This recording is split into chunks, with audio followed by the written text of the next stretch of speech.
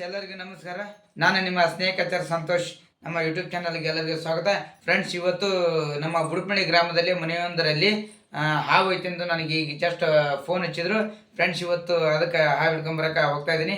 ಬನ್ನಿ ಫ್ರೆಂಡ್ಸ್, ಹೋಗಿ ಹಾವು ಹಿಡ್ಕೊಂಡು ಬಂದು ಅದನ್ನು ಸುರಕ್ಷಿತವಾಗಿ ಕಾಡಿಗೆ ಬಿಡೋಣ. ಬನ್ನಿ ಫ್ರೆಂಡ್ಸ್.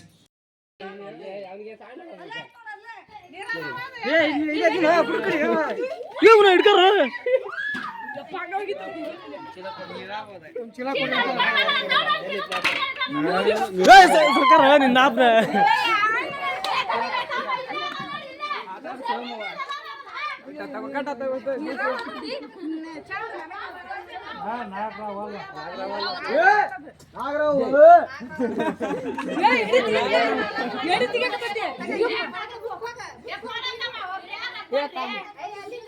ಒಬ್ರು ಕೊಡ್ರಿ ಅಲ್ಲಿ ಕೊಡಕ್ ಬರಲ್ಲ.